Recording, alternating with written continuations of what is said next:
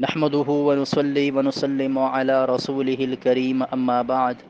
أعوذ بالله من الشيطان الرجيم. بسم الله الرحمن الرحيم. يا أيها الذين آمنوا ادخلوا في السلم كافة. وقال النبي صلى الله عليه وآله وسلم: من تمسك بسنتي عند فساد أمتي فله أجر 100 شهيد. صدق الله العلي العظيم وصدق رسوله النبي الكريم ونحن على ذلك من الشاهدين والشاكرين والحمد للہ رب العالمین. میرے انتہائی معزز سامعین اور سامعات، آج میں آپ حضرات کے سامنے اس عنوان پہ گفتگو کرنے کا ارادہ رکھتا ہوں کہ آج ہم میں سے تقریباً 95% معاشرے کے اندر گھرانے ایسے ہیں کہ جن میں پریشانیاں ہیں، ناچاکیاں ہیں، بیماریاں ہیں لا علاج قسم کی، قرضوں میں ڈوبے ہوئے ہیں، بیٹیوں کے رشتے نہیں ہو رہے، اولاد کی نافرمانی کا شکار ہیں، اپنی بھی صحت درست نہیں، اس طریقے سے رشتہ داروں کے ساتھ اور ان کی طرف سے بھی تکلیف ہیں، پریشانیاں ہیں، اور بہت سے اسباب اور بہت سے مسائل ایسے ہیں کہ جو کہ انگنت ہیں. اور پھر جب ان مسائل کے حل کی بات کی جاتی ہے تو ہم میں سے ہر ایک کی تقریباً نظر وہ اللہ کے غیر کی طرف جاتی ہے، یا تو اسباب مادے کی طرف جاتی ہے کہ انسان سب سے اچھے ڈاکٹر کا انتخاب کرے،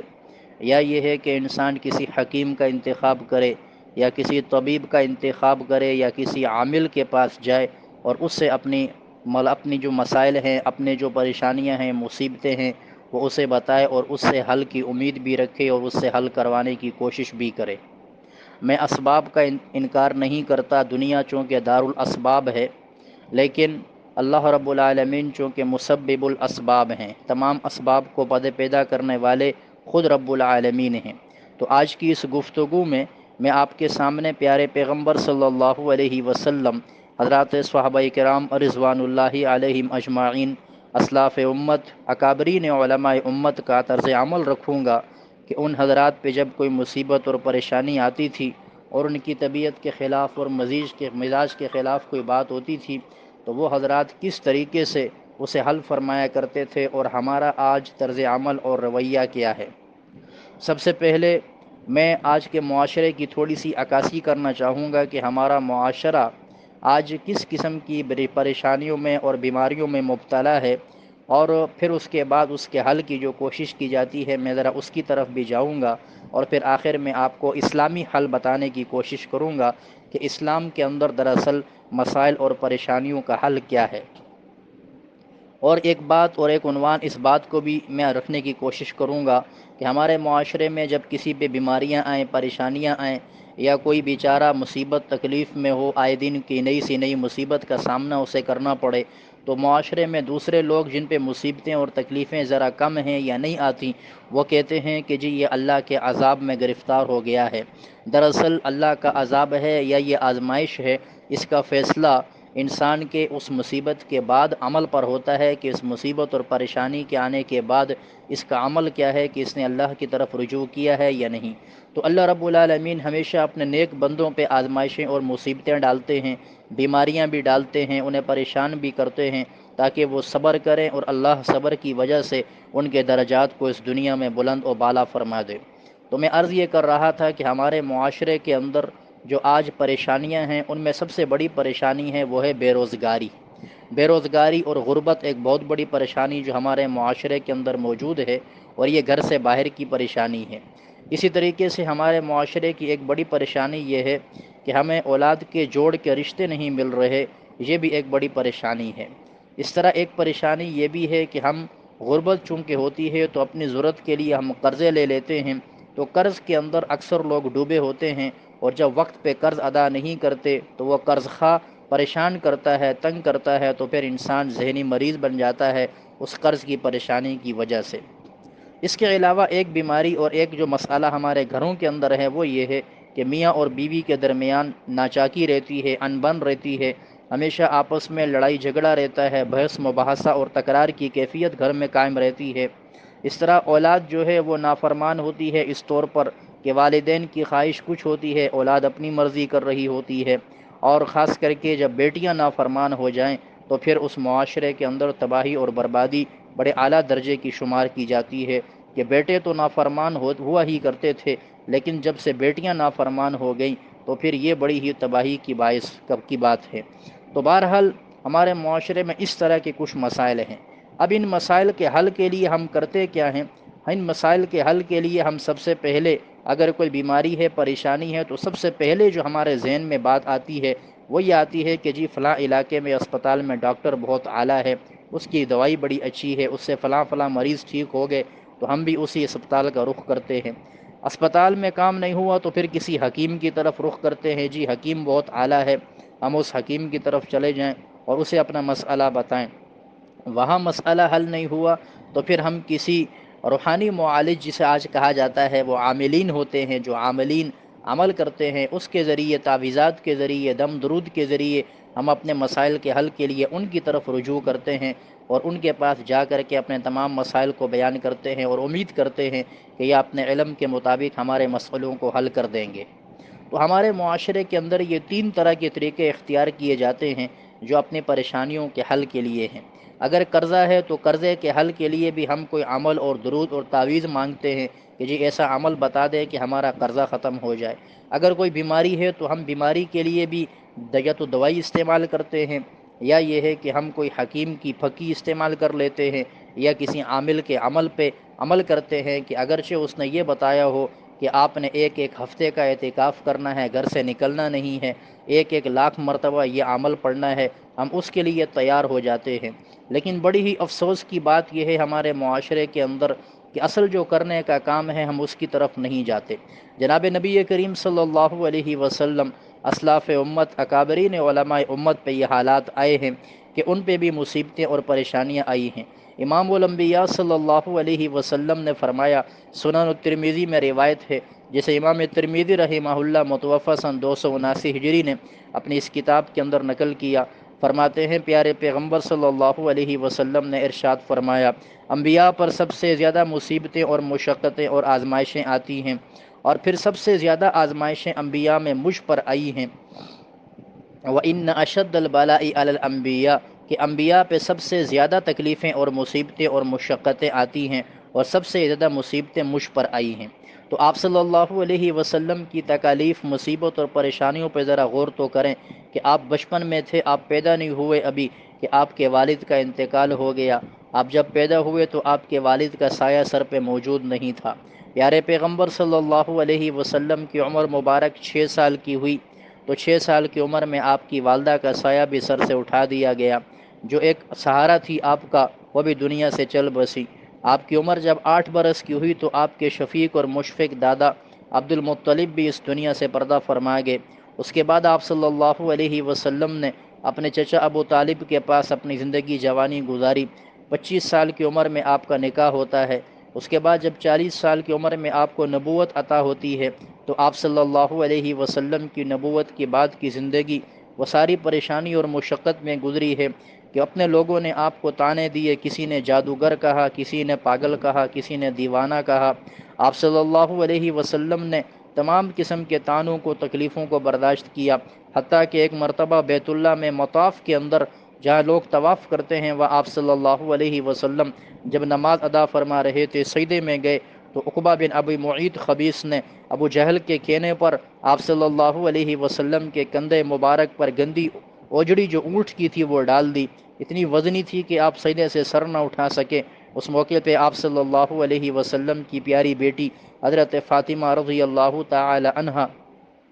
یہ چھوٹی سی تھی، موجود تھیں۔ انہوں نے حضرت عبداللہ بن مسعود رضی اللہ تعالی عنہ کو بلایا اور اپنے پیارے والد صلی اللہ علیہ وسلم کی مشقت کا ذکر کیا۔ حضرت عبداللہ بن مسعود رضی اللہ تعالی عنہ نے آ کر کے اس اوجڑی کو آپ سے ہٹایا تو آپ صلی اللہ علیہ وسلم کو بڑی تکلیفیں دی گئی۔ جب یہ اوجڑی آپ کے کندھے پہ پڑی تھی تو لوگ، وہ جو کافر تھے ابو جہل اور عقبہ بن ابی معیط اور اس کے ساتھ جو چند اور بدمعاش قسم کے کافر تھے، گستاخ قسم کے کافر تھے، یہ سارے وہاں کہے مار رہے تھے۔ اللہ نے اپنے پیارے پیغمبر صلی اللہ علیہ وسلم پہ یہ آزمائشیں ڈالی ہیں۔ آپ صلی اللہ علیہ وسلم کی اس دین کی خاطر ہی تکلیفیں اور مشقتیں دیکھیے کہ طائف کے میدان میں اتنی تکلیفیں آپ کو دی گئیں، آپ اتنی مصیبتیں آئیں کہ آپ کا خون بھی اس دین کی خاطر بہا ہے۔ آپ صلی اللہ علیہ وسلم کے دندان مبارک احد کے میدان میں شہید کیے گئے۔ اسی دین کی خاطر آپ کو مشقتیں، تکلیفیں اور بڑی مصیبتیں اور پریشانیوں کا شکار ہونا پڑا۔ آپ صلی اللہ علیہ وسلم کو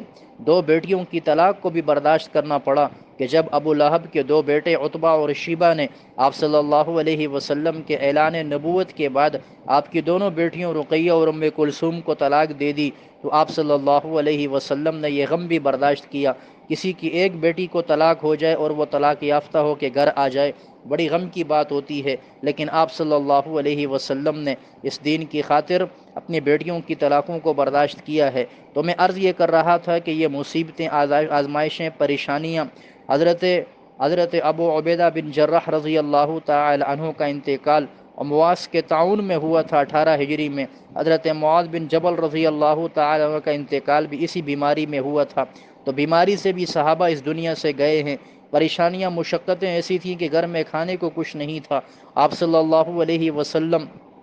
اما عائشہ فرماتی ہیں کہ ما شبع آل محمد صلی اللہ علیہ وسلم منذ یومین، آپ صلی اللہ علیہ وسلم کے گھر والے کبھی ایسا نہیں ہوا کہ مسلسل 2 دن پیٹ بھر کے کھانا کھایا ہو، کبھی 2 دن آپ کو پیٹ بھر کے کھانا بھی نہیں ملتا تھا۔ 2 مہینے ایسے گزرتے تھے کہ آب زمزم اور کھجور پر گزارا کیا کرتے تھے۔ یہ ساری مشقتیں، پریشانیاں جو ان حضرات پہ آئیں، ایسی مشقتیں، پریشانیاں ہم پر کبھی نہیں آئی ہیں۔ آپ صلی اللہ علیہ وسلم پر بھی جادو ہوا تھا، آپ صلی اللہ علیہ وسلم پر جادو ہوا تھا۔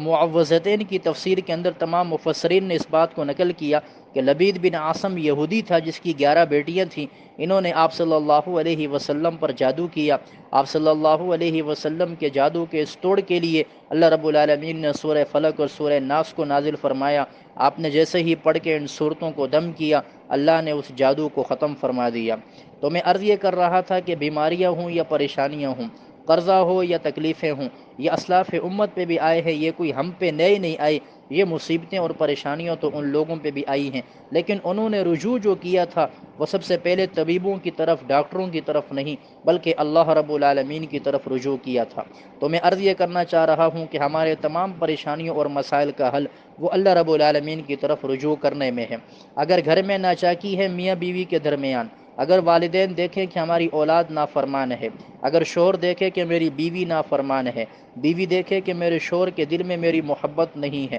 اگر یہ دیکھے کہ مجھ پہ قرضے دن بدن چڑھتے جا رہے ہیں، کاروبار میں ترقی نہیں ہو رہی بلکہ کاروبار تنزلی کی طرف جا رہا ہے، رشتہ داروں کے دلوں میں، دوستوں کے دلوں میں محبت پیدا نہیں ہو رہی، میرا معاشرے میں عزت اور احترام کا مقام نہیں ہے، میرا خاندان کے اندر کوئی عزت اور وقار کا درجہ نہیں ہے، تو سمجھ جانا چاہیے کہ اس کے اسباب یہ نہیں جو ہم سمجھ رہے ہیں کہ کسی نے جادو کر دیا ہے، کسی نے پریشان کر دیا، کسی کے ہاتھ میں کوئی طاقت نہیں۔ انسان جو کچھ کرتا ہے انسان کے اپنے ہاتھ کے اعمال ہوتے ہیں۔ اللہ قرآن میں فرماتے ہیں ظہر الفساد فی البر والبحر بما کسبت ایدی الناس، زمین کے اندر و سمندر میں، خشکی اور تری میں جو فساد برپا ہوتا ہے یہ انسان کے اعمال کی وجہ سے ہوتا ہے۔ انسان کو جو مصیبتیں، مشقتیں، تکلیفیں آتی ہیں یہ انسان کے اپنے اعمال کی وجہ سے آتی ہیں۔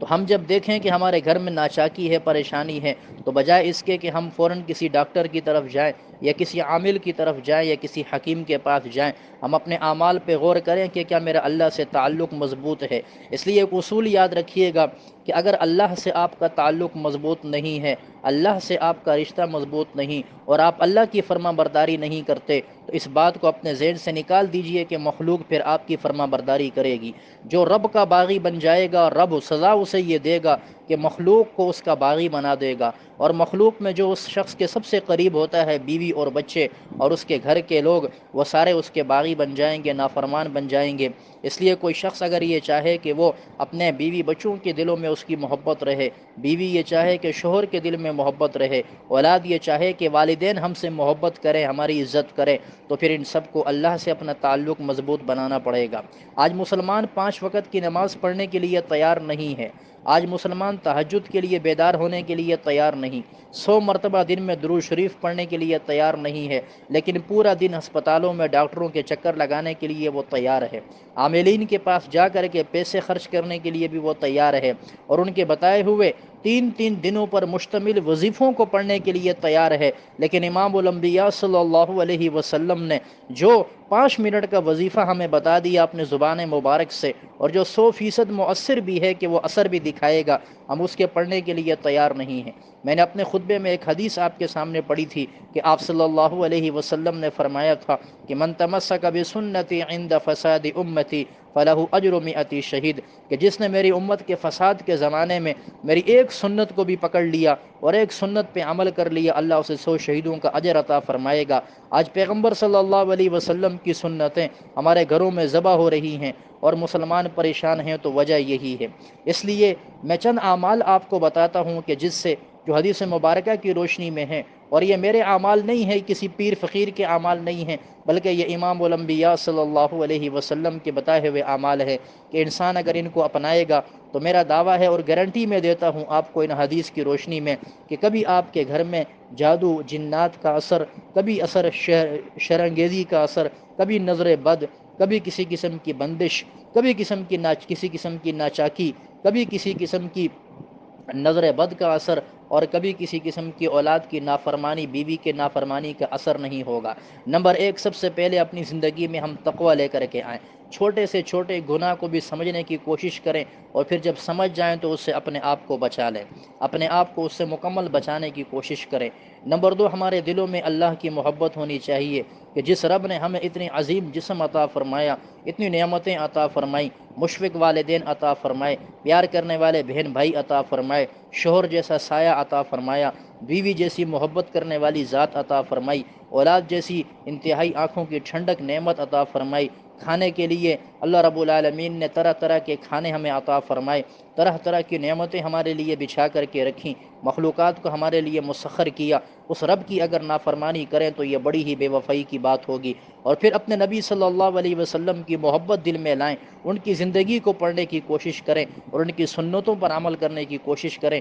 اور جو سنت پڑھ لیں سمجھ لیں اسے اپنے گھر میں فوراً نافذ کر لیں۔ اگر ان باتوں پر عمل ہو جائے گا، انشاءاللہ آپ دیکھیے گا کہ آپ کا گھر امن و امان کا گہوارہ بن جائے گا۔ اور جو اعمال میں بتا رہا ہوں ساتھ میں اس پہ عمل کریں، یہ امام الانبیاء صلی اللہ علیہ وسلم کے بتائے ہوئے اعمال ہیں کہ اگر کوئی شخص یہ چاہے کہ صبح سے لے کے رات تک اور رات سے لے کے صبح تک اللہ اس کی ساری ضروریات کو پورا کر دے، اسے کوئی غم نہ ہو، کوئی تکلیف نہ ہو، کوئی پریشانی نہ ہو، تو اسے ایک عمل کرنا چاہیے کہ صبح فجر کی نماز کے بعد سورہ یاسین کی تلاوت کر لے۔ اب سورہ یاسین کی تلاوت جو حافظ ہے وہ 5 منٹ کے اندر کر لیتا ہے، اور جو غیر حافظ ہے اس کو زیادہ سے زیادہ 10 منٹ لگیں گے کہ سورہ یاسین کی تلاوت آپ کریں۔ اس کے بعد سارے دن کی ضروریات کو اللہ کے حوالے کر دیں، اور اپنے گھر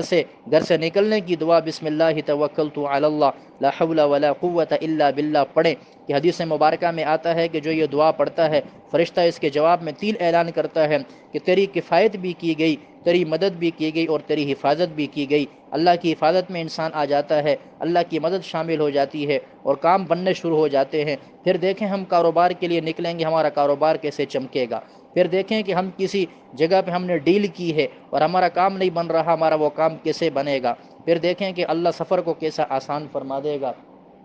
تو یہ تمام کی تمام باتیں صبح سورہ یاسین پڑھنے سے آپ کو حاصل ہو جائیں گی۔ کوئی شخص اور اگر ہم یہ چاہیں کہ ہمارے رزق میں اللہ بڑی برکت دے دے، کبھی ہمیں کھانے پینے کی کمی نہ ہو، رزق کا مفہوم بڑا وسیع ہے کہ تمام ضروریات اس کے اندر آ جاتی ہیں، کھانے پینے کے لحاظ سے، گھر کے لحاظ سے، سواری کے لحاظ سے، اولاد کے لحاظ سے، اسی طریقے سے کپڑے کے لحاظ سے، تمام ضروریات اور قرضے کے لحاظ سے کہ اللہ ہمارے قرضوں کو بھی ادا فرما دے۔ اگر آپ یہ چاہیں کہ اللہ آپ کو ان تمام مسائل میں حل عطا فرما دے اور یہ ساری ضروریات پوری ہو جائیں، تو حدیث مبارکہ میں ہے کہ جو شخص مغرب کی نماز کے بعد سورہ واقعہ کی تلاوت کرے گا، قرآن مجید کے 27ویں سپارے کے اندر سورۃ الواقعہ چھوٹی سی سورت ہے، اس کے پڑھنے میں 7 سے 8 منٹ آپ کے لگیں گے، اس کی تلاوت آپ کریں، اللہ رب العالمین آپ کی تمام ضروریات کو اس کے ذریعے پورا فرما دیں گے۔ اس کے بعد یہ دنیا کے مسائل تو ہمارے حل ہو گئے، اب سب سے بڑا مسئلہ آتا ہے قبر کا اور آخرت کا۔ تو اگر کوئی قبر کے اندر عذاب سے محفوظ رہنا چاہے تو قربان جائیے اپنے پیارے پیغمبر صلی اللہ علیہ وسلم پہ کہ انہوں نے اس کا بھی ہمیں ایک طریقہ بتا دیا کہ جو شخص عشاء کی نماز کے بعد سورہ ملک کی تلاوت کر لے گا، یہ 30 آیات پر مشتمل صورت ہے، چھوٹی سی صورت ہے جس کے پڑھنے میں 5 منٹ لگتے ہیں، انسان اگر اس کا اہتمام کرے اللہ اسے قبر کے عذاب سے محفوظ رکھے گا۔ اور جب انسان قبر کے عذاب سے محفوظ ہو گیا تو انشاءاللہ آگے بھی اللہ رب العالمین پھر دستگیری فرما دیں گے۔ اب سب سے بڑا عمل جو سنت سے ثابت ہے میں آپ کو بتانا چاہتا ہوں، وہ ہے کہ اگر انسان یہ چاہے کہ میرے گھر میں شیطان داخل نہ ہو، میرے گھر میں جنات داخل نہ ہوں، میں ہر قسم کے اثر بد سے محفوظ رہنا چاہوں، اور میں ہر قسم کے جو ہے وہ شر سے محفوظ رہوں۔ اس کے لیے اللہ کے پاک پیغمبر صلی اللہ علیہ وسلم کی ایک حدیث میں آپ کو سناتا ہوں، جسے مشکات کے اندر صاحب مشکات نے نقل کیا ہے۔ حضرت ابو ہریرہ رضی اللہ تعالی عنہ راوی ہیں، وہ فرماتے ہیں کہ میں ایک دن رات کو سونے کی نیت سے آرام کر رہا تھا، میری اچانک آنکھ کھلی تو میں نے کیا دیکھا کہ ایک شخص میرے گھر کے برتن سے کچھ نکال رہا ہے۔ میں فوراً گیا اور میں نے اس کا ہاتھ پکڑ لیا، میں نے کہا کہ تم کون ہو اور یہ کیا کر رہے ہو؟ اس نے بڑی معذرت کی اور اپنا تعارف تو نہیں کروایا، لیکن کہا کہ میں ایک فقیر ہوں، لیکن یہ ہے کہ مجھے آٹے کی ضرورت ہے، میں آٹا لے کے جانا چاہ رہا تھا،